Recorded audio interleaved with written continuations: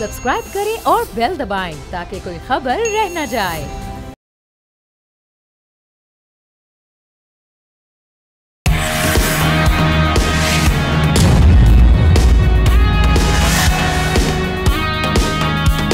अस्सलामुअलैकुम नाजरीन, आप देख रहे हैं न्यूज़ पंच। मैं हूं आमना खटाना।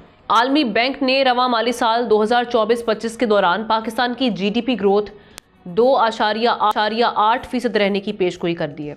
इससे पहले आईएमएफ पाकिस्तान की जीडीपी की शरह 3% रहने की पेशगोई कर चुका है।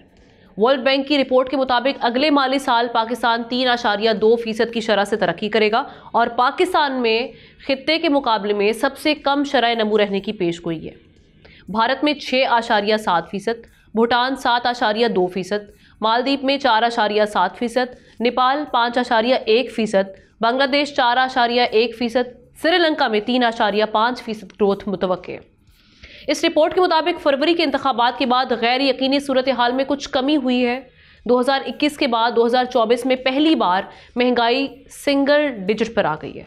इस दौरान पाकिस्तान के ज़र मुबादला ज़खायर में भी इजाफा हुआ है। इसकी वजह सख्त मालियाती और मॉनेटरी पॉलिसी पर अमल दरामद है।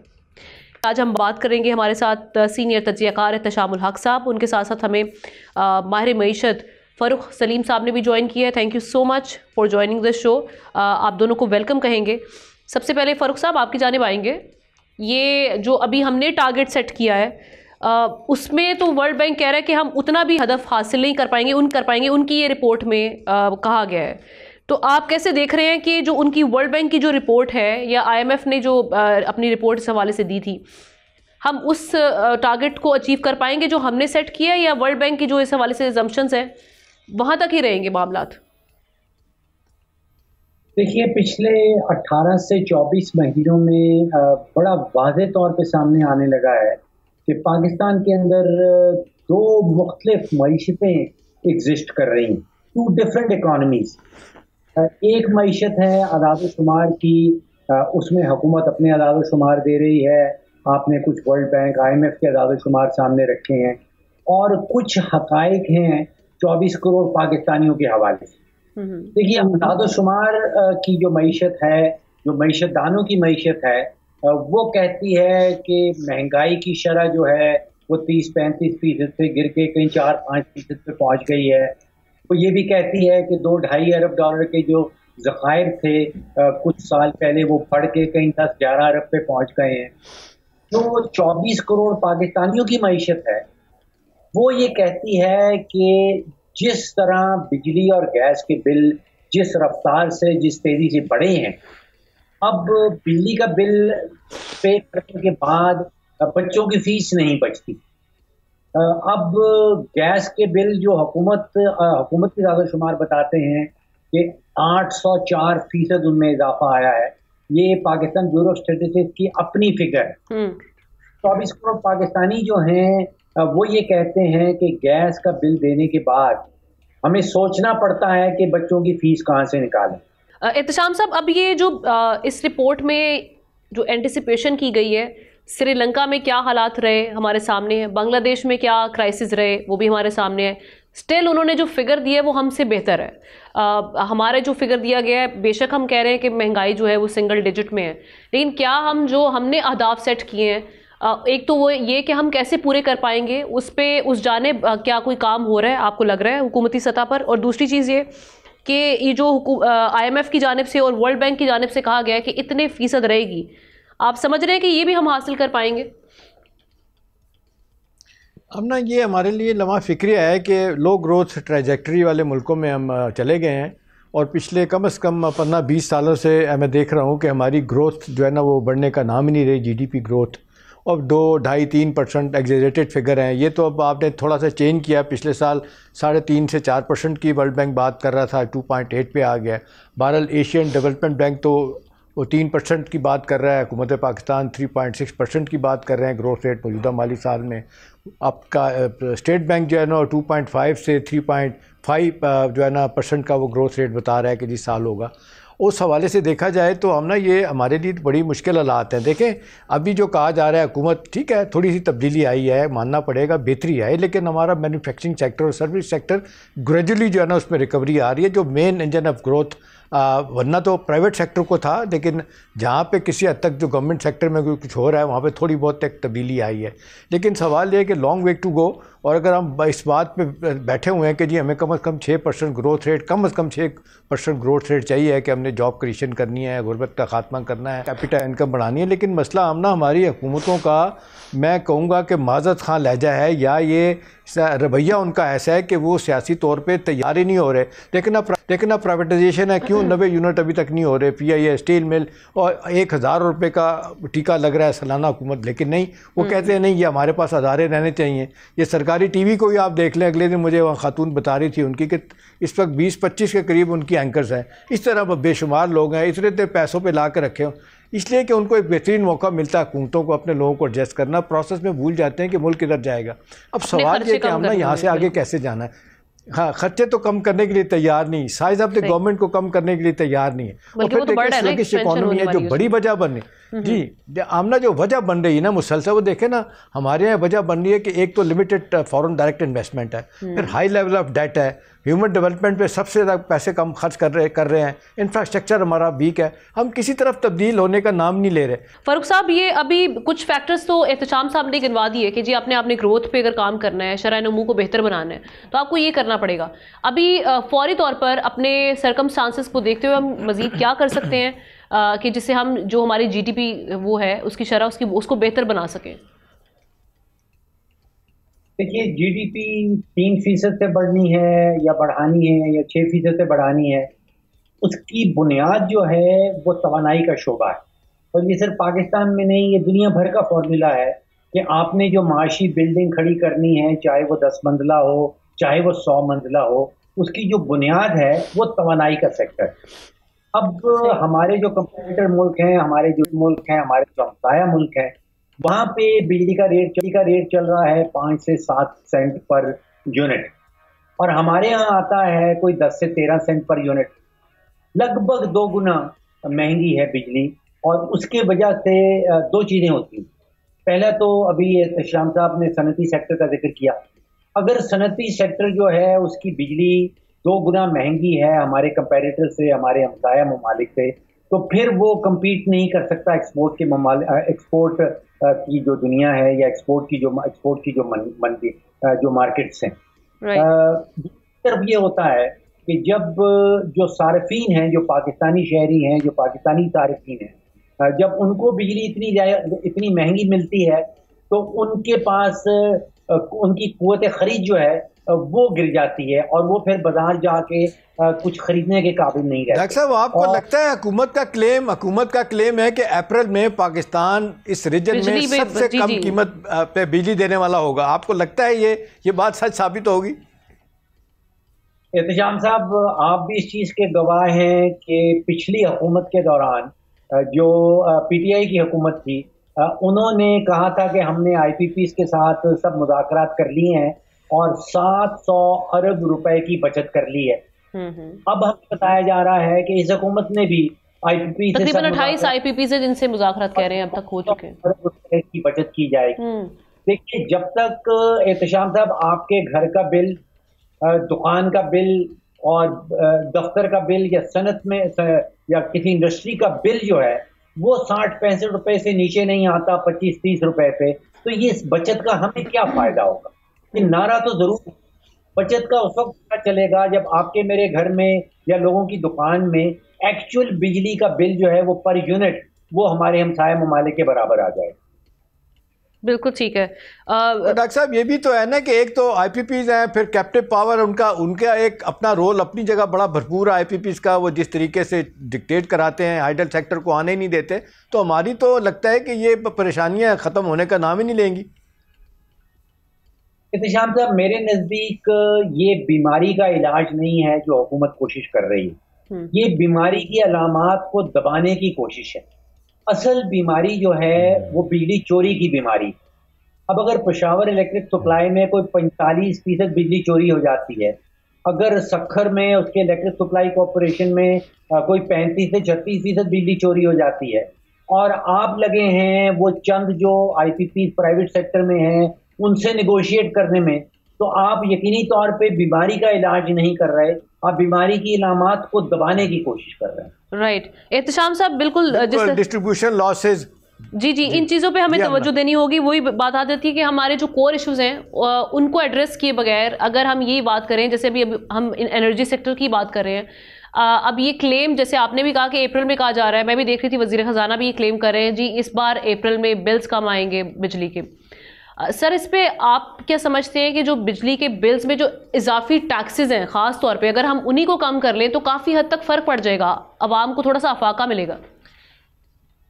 हम ना देखें, जब ये बजट बनाया जाता है तो हर शोबे के बारे में हुकूमत जो है ना वो तय करती है कि इसका बजट कितना होगा, पेट्रोलियम सेक्टर के पास कितने पैसे होने चाहिए, ये पेट्रोलियम सेक्टर में जो कंपनियां काम कर रही हैं उनका बजट कितना होगा, हुकूमत का कितना बजट होगा। बजट बनाने के बाद वो जब प्रोसेस में देखते हैं कि चीज़ें बाहर से पेट्रोल सस्ता हो गया तो उन्हें सस्ता करना जो है ना एक मुसीबत लगती है, और अब महंगा करना होता है तो इतनी तेज़ी से महंगा करते हैं, कोई हिसाब नहीं। असल में मसला यही है ना कि लोग कहा ही जा रहा है कि कोई पॉलिसी प्लानिंग है नहीं है सिरे से। देखें, अब तो प्लानिंग कमीशन दुनिया में तेज़ी के साथ ख़त्म हो रहे हैं, लोग कहते हैं छोड़ें। अभी देखें, रशिया में, हंगरी में, कोरिया में सब जगह बंद हो गए। यहाँ पे वो कहते हैं प्राइवेट सेक्टर के लोगों को ला के बिठाएँ, जो फैसले करें, जो आपको बताएं कि जी आपने किस तरफ जाना है ताकि आपकी इकॉनमी ग्रो कर सके। 25 करोड़ के लोग हैं हम ना, हर आने वाला दिन। अभी देखें, ये जो ग्रोथ की आप बात कर रही थी, अब ये हमारी तो 2.8% ग्रोथ भी जो वो कह रहे हैं हम, और हम कह रहे हैं कि जी 3%, वो इस वजह से आएगी कि एग्रीकल्चर में आप देखें ग्रोथ बेहतर हुई है। पिछले साल 2.5% आई है कि 3% एग्रीकल्चर ने ग्रो किया है। वो आप देख लें कि क्या कहते हैं अपना 30 मिलियन टन से ज़्यादा हमने गंदम पैदा की है, इसी तरह से राइस और शुगर, तो वहाँ से ये ग्रोथ आई है। अदरवाइज़ जहाँ से ग्रोथ आनी चाहिए, manufacturing, private sector, service sector, वहाँ से नहीं आ रही। Very right, thank you so much. Farooq Salim साहब हमारे साथ मौजूद थे, एहतशामुल हक मौजूद रहेंगे अगले सेगमेंट के लिए विद अ न्यू गेस्ट, एक ब्रेक के बाद।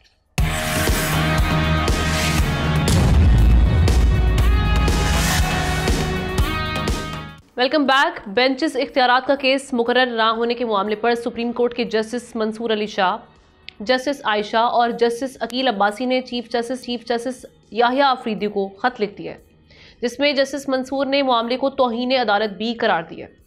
ज़राए के मुताबिक जस्टिस अमीनुद्दीन खान को भी तीनों जजेस की जानिब से ख़त लिखा गया है, जिसमें बेंच इख्तियारात से मुतालिक केस का जिक्र किया गया। ख़त में कहा गया कि जस्टिस अकील अब्बासी को 16 जनवरी को बेंच में शामिल किया गया, जो सिंध हाई कोर्ट में भी केस सुन चुके हैं। ख़त में 20 जनवरी को केस समाअत के लिए मुकर्रर ना होने की शिकायत की गई है। ख़त के मुताबिक प्रैक्टिस एंड प्रोसीजर कमेटी 17 जनवरी इजलास का जिक्र किया गया है। जस्टिस मंसूर ने कमेटी को आगाह किया कि उनका नुक्ता नज़र रिकॉर्ड पर मौजूद है। जस्टिस मंसूर अली शाह ने कमेटी इजलास में शिरकत से इनकार किया और जस्टिस मंसूर अली शाह ने उनके ऑर्डर पर अमल किया। जस्टिस मंसूर ने कहा कि उन्हें कमेटी में पेश होने की ज़रूरत नहीं है, क्योंकि कमेटी पहले वाला बेंच तश्कील देकर 20 जनवरी को समाअत फिक्स कर सकती थी। जस्टिस मंसूर ने ख़त में कहा कि केस फिक्स ना करना जुडिशल ऑर्डर को ना मानने के मुतरादिफ है। जस्टिस मंसूर ने मामले को तौहीन अदालत यानी कंटेम्प्ट ऑफ कोर्ट भी करार दिया। इसी हवाले से बात करते हैं तो हम साथ हमें ज्वाइन किया है माहिर कानून हाफिज़ एहसान अहमद साहब ने भी। Thank you so much for joining the show. मैं आगाज़ करूँगी एहतशाम साहब आपसे, कैसे देख रहे हैं इस मामले को? ये तो जिस वक्त 26वीं तरमीम आई थी उस वक्त भी ये सवालात उठ रहे थे और यही कहा जा रहा था, ख़ास तौर पे मंसूर अली शाह साहब ने ये बात की थी। उन्होंने कहा था कि अब एक कन्फ्यूजन रहेगी कि ये कहाँ पर ये केस लगेगा, कौन सा केस कौन सा बेंच सुनेगा। तो अब हम वही उसकी कड़ी देख रहे हैं कि अभी ये मामला दोबारा से उठ के और काफ़ी सीरियस संजीदा दिखाई दे रहा है। कंटेम्प्ट ऑफ कोर्ट को वो कह रहे हैं मंसूर अली शाह साहब कि ये मामला वहाँ जा रहा है। हमने देखें, जब से 26वीं आइनी तरमीम मंजूर हुई है तो ये एक सिलसिला कि रेगुलर बेंच और आइनी बेंच के दरमियान के इख्तियारात कितने होंगे, किसके होंगे, इस वजह से इख्तलाफात, मुझे तो वो सीन नज़र आ रहा है जो मंसूर अली शाह और अपने काजी साहब के दरमियान थे, काजी फाइज़ के दरमियान, अब लग रहा है मंसूर अली शाह वर्सेस याहिया अफरीदी जो चीफ जस्टिस हैं उनके दरमियान है। अब सवाल तो ये है कि जिस अंदाज से रिएक्ट किया गया, पर मैं तो देख के हैरान हो गया था। आयशा मलिक साहब ने तो खासे सख्त अल्फाज इस तरह इस्तेमाल किए, उन्होंने कहा जी ये कैसे हो सकता है कि जी एक शख्स के मुकाबले में 2-3 लोगों का ज़हन जो है ना वो कम कर दिया जाए। मतलब है कि 3 जज वो समझती हैं कि सुप्रीम कोर्ट के भारी हैं, एक जज के ऊपर इनडायरेक्टली अमीनुद्दीन खान जो आइनी बेंच के सरबराह हैं उनके बारे में बात कर रही हैं। देखिए, हमने सवाल इस वक्त बड़ा सीधा सा है कि ये केस इतना कन्फ्यूजन का शिकार क्यों हो गया। जस्टिस अकील अब्बासी जो हाई कोर्ट से, सिंध हाई कोर्ट से आए हैं, वो वहाँ पे ये केस वहाँ सुन के आए थे, उन्होंने ये फ़ैसला इसके ख़िलाफ़ दिया था और उन्हीं की अदालत में ये फ़ैसला लगा दिया गया। वो कह लेंगे भाई मैं तो वहाँ था, मैंने तो इसके ख़िलाफ़ फ़ैसला दिया, आप मेरे पास फिर लेके आ गए। तो ये देखें ना, ये तो लग रहा है कि कहीं ना कहीं कोई मसला ऐसा है कि नई चीज़ें समझी जा रही। कंफ्यूजन बार बार ये जज हज़रात कह रहे हैं कि जी देखिए कन्फ्यूजन ये हुई है, सीधी बात यह है कि उनको लगा, खासी देर के बाद लगा कि जी ये तो मामला आईनी बेंच के पास जा रहा है, जो कि आईनी बेंच के पास नहीं जाना चाहिए। जिनके पास जा रहा है वो तो फैसला इनके खिलाफ ही करेंगे। लिहाजा उन्होंने कहा जी ये गलती से आपकी तरफ चल गया। उन्होंने कहा, मसूद अली शाह कहते हैं कि भी ये इस पर कई दफ़ा बात हो चुकी है, पहले भी बात हुई है, तो अब आपको याद आया कि जी कन्फ्यूजन का शिकार हुआ है। मेरा ख्याल है ये वही जो बात बार बार आ रही है कि जी इसमें जो सुकम रह गए हैं वो 27वीं 8वीं तरमीम में जाके निकलेंगे, तब मामला जो है स्ट्रीम लाइन हो सकेगा। एपरेंट लगता है कि ये आसानी के साथ सुलझने वाला नहीं। अभी देखें एक तरफ यही वाला पॉइंट लेकर ना मैं हाफिज साहब की जानब अब्बासी भी गए हुए हैं, शायद खान अब्बासी वहाँ गए हुए हैं, 27 तारीख को यहाँ पे केस लगा हुआ है सुप्रीम कोर्ट में। इंटरेस्टिंग। हाफिज साहब, ये 27वीं आईनी तरमीम का जब 26वीं आईनी तरमीम आई थी उसी वक्त बड़ा जिक्र हुआ था हुकूमती सतह पर भी कि जी इसमें कुछ सुकम है, ये लाने की ज़रूरत है। मौलाना साहब भी यही कह रहे थे कि जी 27वीं आईनी तरमीम आएगी, लेकिन उसके बाद फिर एक ब्रेक लग गई और अभी तक वो ब्रेक हम देख रहे हैं कि चल रही है। और हम देख रहे हैं उसकी वजह से हम सुप्रीम कोर्ट में और ये जो आईनी बेंच और दूसरे बेंच की, रेगुलर बेंच की एक बहस है, वो बहरान अब तक जारी है। कोई आपको इस हवाले से कुछ इल्म है कि 27वीं आईनी तरमीम अगर आती है और ये कब तक आएगी ताकि ये एम्बिग्विटी जो है ये दूर हो सके? बिस्मिल्लाहिर्रहमानिर्रहीम। आमना, आपका बहुत शुक्रिया। जब ये 26 कॉन्स्टिट्यूशनल अमेंडमेंट आ रही थी, मेरा उस वक्त भी यही एक कंसिडर्ड ओपिनियन इस पे था कि constitutional court at the federal level और constitutional courts at the province level जो है, जो हाई कोर्ट्स की हों, वो बननी चाहिए, चूँकि यही वो एक वे फॉरवर्ड है कि अगर आपने पाकिस्तान के अंदर डिस्पेंसेशन ऑफ जस्टिस अर्ली करना है और पाकिस्तान के आम आदमी को रिलीफ देना है कि जो साल से उसके केसेस स्टक अप होते हैं, चाहे डिस्ट्रिक्ट जुडिशरी है, हाई कोर्ट है या सुप्रीम कोर्ट है, और ज़्यादा टाइम हमारे जो गवर्नमेंट्स या कॉन्स्टिट्यूशनल अफेयर्स या political matters in high courts या सुप्रीम कोर्ट के अंदर आते हैं, तो हमें दो पैरेलल सिस्टम चाहिए। इंडिपेंडेंट चीफ जस्टिस दोनों के चाहिए, इंडिपेंडेंट रजिस्ट्रार चाहिए, इंडिपेंडेंट जुरिस्डिक्शन चाहिए और इंडिपेंडेंट बिल्डिंग्स चाहिए और इंडिपेंडेंट रूल्स ऑफ बिजनेस चाहिए। लेकिन हुआ ये कि हम इस सारी पॉलिटिकल फैसिलिटेशन का शिकार हुए कि जब पीटीआई ने मौलाना फजल रहमान साहब से कहा कि हम जो है कॉन्स्टिट्यूशनल अमेंडमेंट के ऊपर बात करेंगे अगर इसके अंदर जो है वो कॉन्स्टिट्यूशनल बेंच का आया, हालांकि सारी जो पॉलिटिकल पार्टीज थी, PMLN, people's party, government allied party और मौलाना फजल रहमान साहब की स्पीच जो असेंबली में थी वो कॉन्स्टिट्यूशनल कोर्ट पे थी, और मैंने उसके अंदर एक आर्टिकल भी लिखा था उसके अंदर कॉन्स्टिट्यूशनल कोर्ट के ऊपर, why it required for Pakistan dispensation of justice. तो उसके अंदर मैंने आइडिया दिया था कि सिर्फ फेडरल कोर्ट के अंदर नहीं है, इसको हाई कोर्ट्स में भी लेके जाएंगे, नहीं तो यही कन्फ्यूजन रहेगी।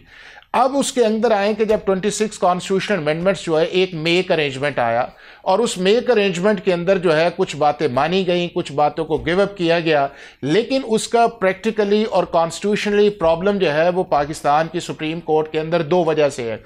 एक उस वजह से है कि सिर्फ ये बेंचेस का इशू नहीं है, असल इशू स्टार्ट इसके अंदर होता है कि जब आपने चीफ जस्टिस की अपॉइंटमेंट का प्रोसेस चेंज किया और एक ऐसे शख्स जो हैं जो अच्छे जज हैं, प्यूने जज हैं, उनकी ये एक्सपेक्टेशन थी कि मैं इस मुल्क का चीफ जस्टिस बनूंगा और वो उस प्रोसेस के अंदर से निकल गए। जब वो निकल गए उस चीज के अंदर तो डिवीजन तो ऑलरेडी मौजूद थी। लेकिन ये जो बहरान भी तो फिर हुकूमत की जानिब से ये बहरान पैदा किया गया, जो पहले वाला प्रोसीजर था अगर वो ना करते तो ये इंप्रेशन ना जाता कि जो गवर्नमेंट करना चाह रही है। Sir let me complete. जो कहा जा रहा था कि गवर्नमेंट ये करना चाह रही है कि सम हाउ जुडिशरी को कंट्रोल करना चाह रही है, ये इस तासुर को तकवीयत नहीं मिली कि उसी दौरान हमने देखा कि एक जो मोस्ट सीनियर जज है वो प्रोसीजर भी चेंज कर दिया गया, पेंडेंसी ऑफ केसेस हम देख रहे हैं लोअर कोर्ट्स में वो वहीं की वहीं मौजूद है।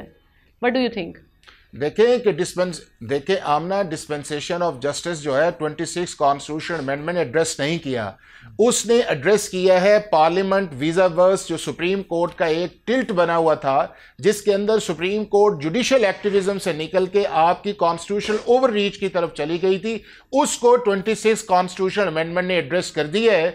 लेकिन जो दूसरा आम आदमी के केसेस में वो नहीं हुआ। अब उसके लिए ये है कि लॉ या कॉन्स्टिट्यूशन का अगर देख लिया जाए तो जो अभी भी 26 कॉन्स्टिट्यूशन अमेंडमेंट है, क्लियरली लिखा हुआ है कि पाकिस्तान की सुप्रीम कोर्ट सिर्फ वही मामला देखेगी जो उसे आर्टिकल 191 ए क्लॉज जो है वो बार करती है, और वो ये है कि जहां भी इंटरप्रिटेशन ऑफ लॉ आएगा या इंटरप्रिटेशन ऑफ कॉन्स्टिट्यूशन आएगा वो कॉन्स्टिट्यूशनल बेंच की तरफ चला जाएगा।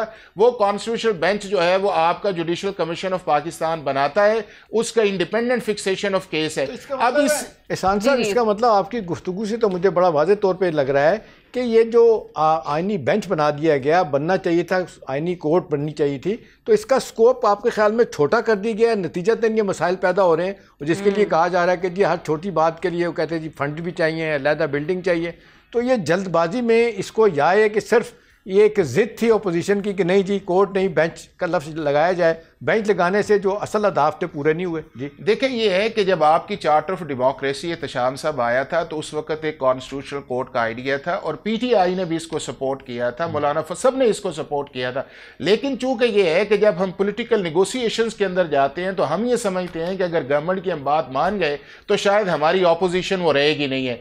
अब इस केस के अंदर ये है कि सुप्रीम कोर्ट के अंदर जो कॉन्स्टिट्यूशनल बेंच बना है, डिवीजन आपकी ऑलरेडी मौजूद थी, जजेस एक दूसरे के मुतालिक लेटर्स लिख रहे थे, आपकी लेजिटिमेट एक्सपेक्टेशन भी थी कि मैं इस मुल्क का चीफ जस्टिस बनूंगा, और आपने उसकी बजाय किसी 3 नंबर को चीफ जस्टिस बनाया। 2 नंबर की एक्सपेक्टेशंस आपकी नहीं थी। इस बेंच के अंदर जो खातून साहिबा जज हैं उन्होंने भी पाकिस्तान का चीफ जस्टिस बनना था अगर सीनियरिटी के ऊपर आए। लेकिन चीज़ ये है कि ये जो बेंच के केसेस जो थे वो 2 माह ट्रांसफर होते रहे थे और कोई इशू नहीं आता रहा था। वो कभी चीफ जस्टिस को भिजवा दिए, कभी जो है कमेटी को भिजवा दिए। लेकिन प्रॉब्लम ये आया है, हल के लिए आप समझते हैं कि कितना सिग्निफिकेंट हो गया एक तो ये फौरन लेकर आना 27 में आईनी तरमीम, और कब तक आ सकती है, आपकी एंटिसिपेशन क्या है इस बारे में? देखें, ये भी साथ ही बता दें, आयशा मलिक साहबा जो है वो 2-3 लोगों को बाईपास करके लाहौर हाई कोर्ट से यहाँ लाई गई थी, इसकी भी कोई खास वजह थी? नहीं, एहतशाम साहब कोई एक नहीं आया। अभी आपकी जो लाहौर हाई कोर्ट की चीफ जस्टिस हैं वो 5वें नंबर थे, आप उसको 1 पे लेके आए। पहले आपने उनको सुप्रीम कोर्ट कॉन्टेक्स्ट के अंदर दूसरों को बाईपास किया, फिर आपने 3रे नंबर को बना दिया। या पाकिस्तान की सुप्रीम कोर्ट के अंदर बहुत सारे ऐसे जजेस हैं, इवन जस्टिस मंसूर साहब जो है वो आउट ऑफ टर्न आए। अगर या अफरीदी साहब पहले आ जाते तो ये एग्जाम्पल जो है वो मौजूद है। चूंकि हमारे चीफ जस्टिस सिर्फ सुप्रीम कोर्ट के जज नहीं लाते थे, वो आइंदा के सुप्रीम कोर्ट के चीफ जस्टिस लाते थे। और जब वो लेके आए हैं और उन्होंने 2030 तक का इंतजाम किया हुआ है, तो 26वीं आईनी तरमीम जो है वो कईयों के लिए आई ओपनर्स है। अब भी जो इशू आया हुआ है कि अगर जस्टिस मंसूर साहब सिर्फ कस्टम्स की हद तक रहते और ये ऑब्जर्वेशन ना देते कि मैं देखता हूं कि आर्टिकल 191 ए के अंदर कॉन्स्टिट्यूशनल बेंच वीजा वर्स पाकिस्तान सुप्रीम कोर्ट का है, तो शायद ये इशू नहीं बनना था। और जब आपको लॉयर ने कह दिया कि जी एफबीआर ने कहा कि जी ये कॉन्स्टिट्यूशनल बेंच का आपको छोड़ देना चाहिए था, आपने कमेटी ने कर दिया, रजिस्ट्रार को कर दिया, तो मैं ये समझता हूं कि जितनी भी प्रोसीडिंग इस वक्त पाकिस्तान की सुप्रीम कोर्ट का ये जो रेगुलर बेंच ला रहा है, ये उसका मैंडेट नहीं है। केस ट्रांसफर हो गया है, सुप्रीम कोर्ट के जो नए कानून आ गए, आइन आ गए, ये सिर्फ कॉन्स्टिट्यूशनल बेंच सुनेगी। और अब ये जितनी भी प्रोसीडिंग हो रही है, ये मेरा ख्याल है कि स्टेप इनटू द कॉन्स्टिट्यूशन है जो जेब नहीं देता। जो डिवीजन पहले थी आज भी एहसान साहब मौजूद है, आपको लगता है कि इख्तियारात की जंग है? दोनों चीजें, ये इख्तियारात की जंग भी है और उसके अंदर डिवीजन, दोनों चीजें इकट्ठी चल रही हैं। ऑल राइट, ठीक है, थैंक यू सो मच। हाफिज एहसान साहब हमारे साथ मौजूद थे, हमारे साथ ही रहेंगे। एक ब्रेक लेते हैं, ब्रेक के बाद वापस आते हैं एक नई स्टोरी के साथ।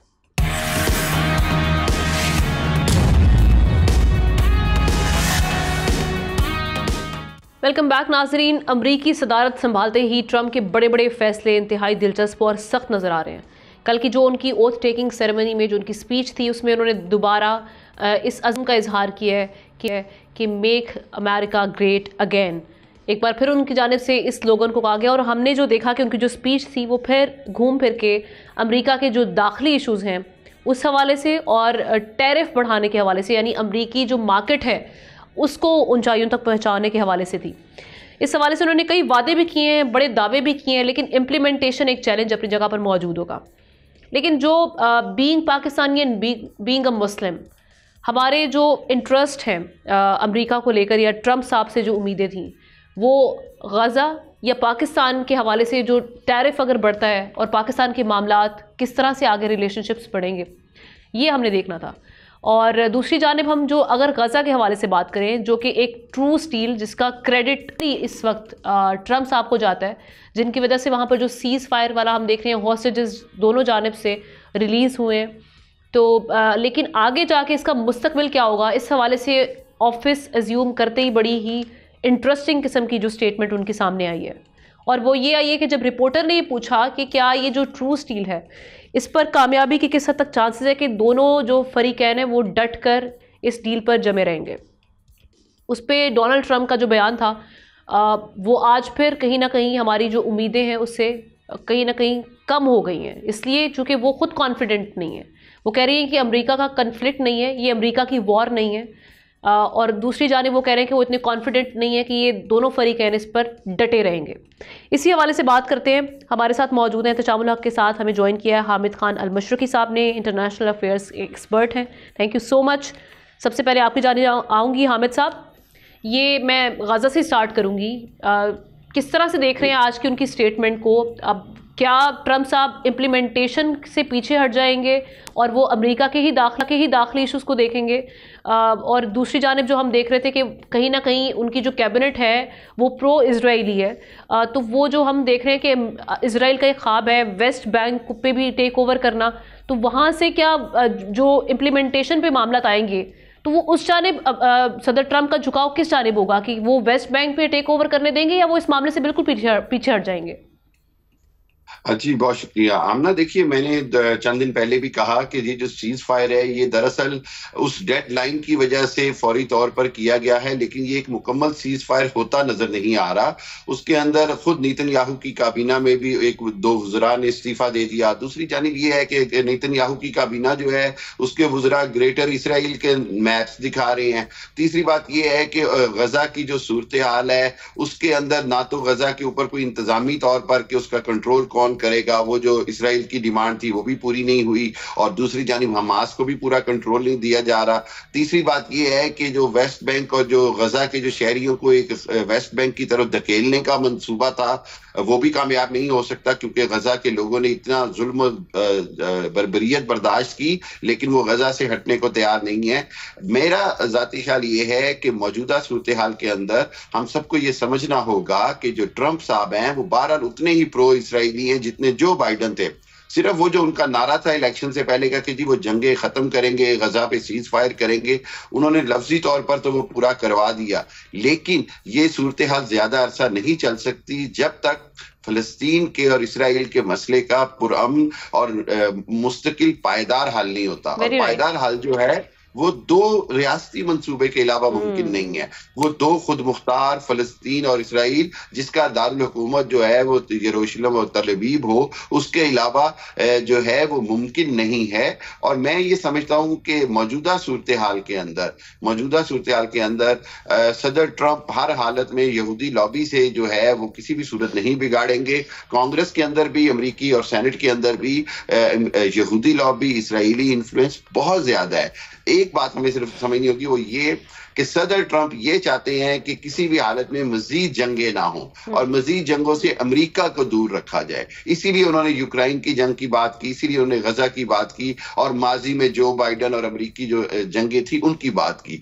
मेरा ख्याल ये है कि ये एक पॉजिटिव सोच है, लेकिन इसको अमली जामा पहनाने के लिए अगर एक बार फिर फलस्तीनियों का इस्तेहसाल किया जाएगा या मुसलमानों को दबाने की कोशिश की जाएगी तो इवेंचुअली उनकी तरफ से जो मज़ाहमत होगी वो फिर एक बार जंग की शक्ल इख्तियार करेगी। और ये खुद इसराइल को भी पता है, और नेतन्याहू की जो पॉलिटिकल पॉपुलैरिटी है वो इस वक्त इंतहाई कम दर्जे पे है, और वो अपनी जो पॉपुलैरिटी है या मकबूलियत दोबारा हासिल करने के लिए एक बार फिर जंग का शोशा भी छेड़ सकते हैं। वो पहले भी कह चुकी है कि ये कोई पायदार या मुस्तकिल सीज फायर नहीं होगा, मुस्तकिल सीज फायर नहीं होगा। इत्तेशाम साहब, आज तो ट्रंप साहब के बयान ने भी कहीं ना कहीं ये साबित कर दिया कि जो ये 3 फेजेस भी पता नहीं अबूर कर पाएंगे ये फरीकैन, तो आप समझते हैं अब चांसेस बड़े कम हो गए इस डील की कामयाबी के, जिसपे हम सब देख रहे थे कि बड़ा जश्न मनाया जा रहा था फ़लस्तीन में भी, और जितने भी मिडल ईस्ट के जो मामला थे उस पर कहा जा रहा था कि शायद अब मामला कुछ बेहतर हो जाएंगे।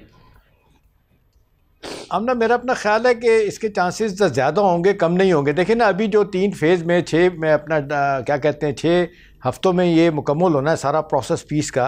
वो भी 3 इजरायली हॉस्टेजेस छोड़े गए हैं, उसके मुकाबले में 90 फ़लस्तीन के छोड़े गए हैं।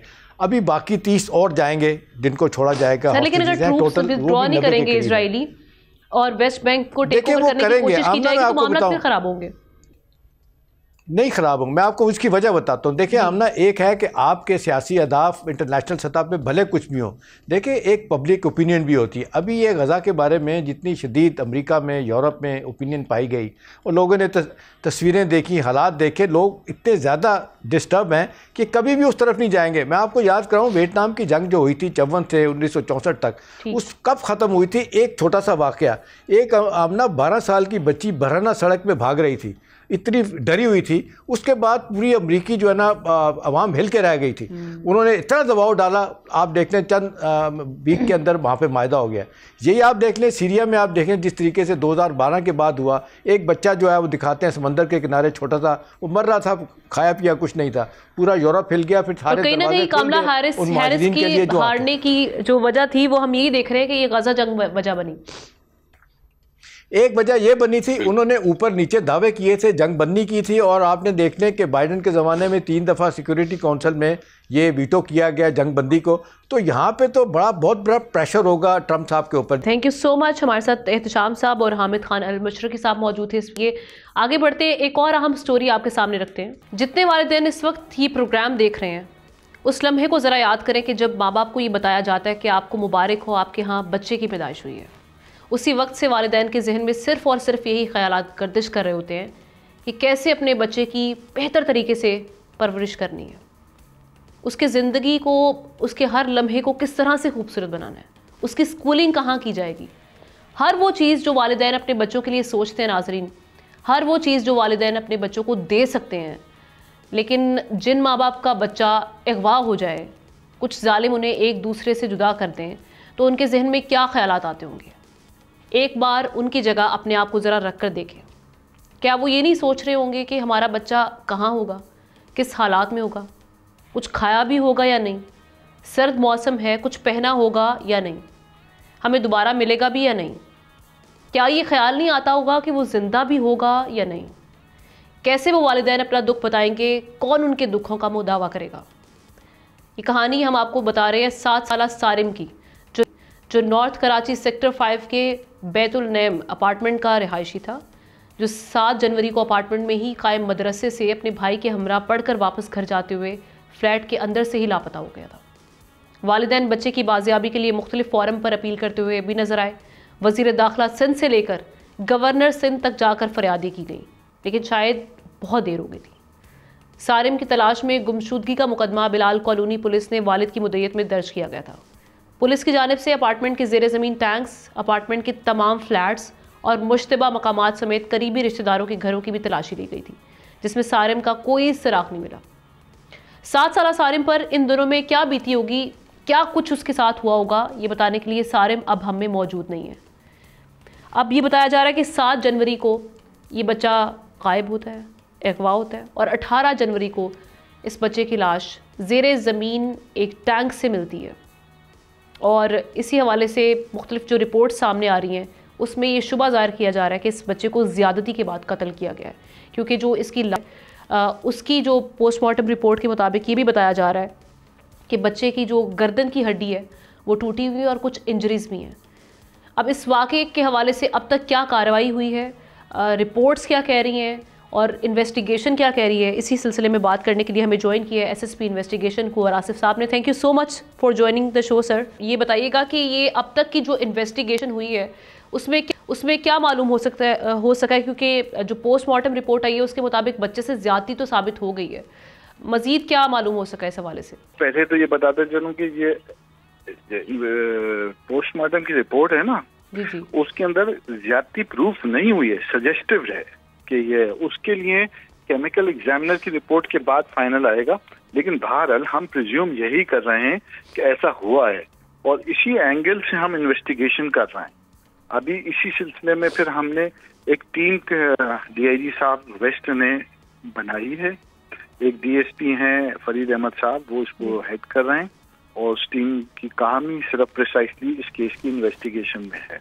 सर ये कहिएगा, जी जी, जी। आप कह रहे हैं कि इस हवाले से ये बताया जा रहा है कि भाई इसके लिए एक टीम तश्कील दे दी गई है।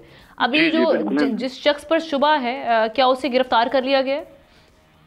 नहीं, शुबा एक शख्स तो नहीं है, अभी तो बहुत सारे हैं और हमने इसलिए कुछ 6-7 लोग हैं उनके डीएनए भी करवा रहे हैं हम।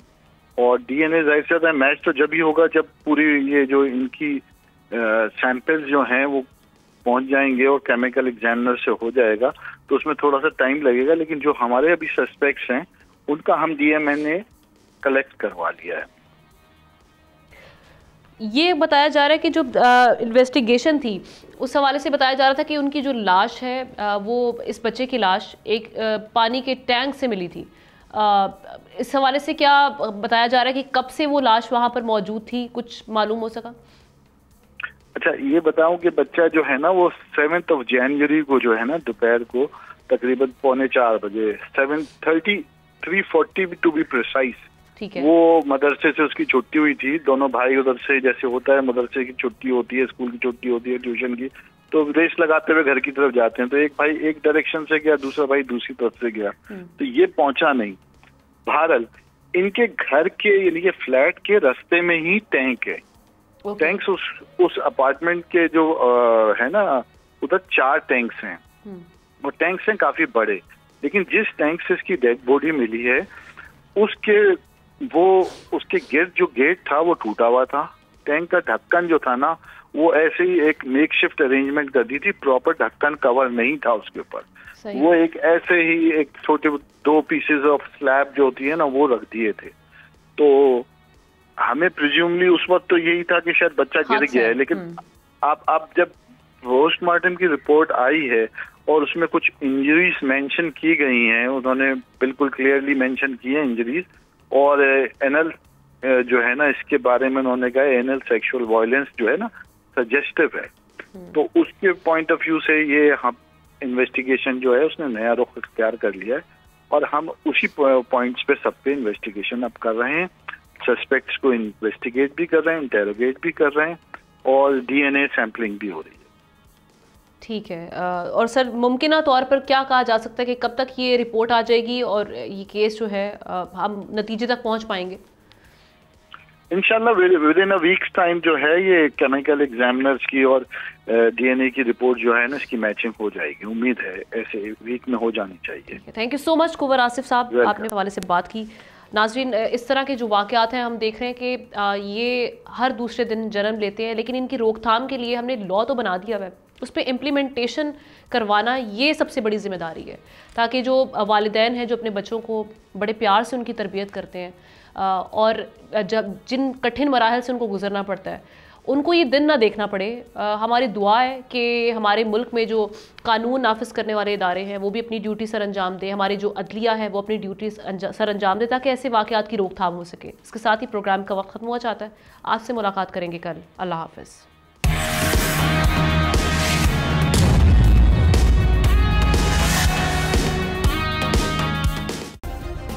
सब्सक्राइब करें और बेल दबाएं ताकि कोई खबर रह न जाए।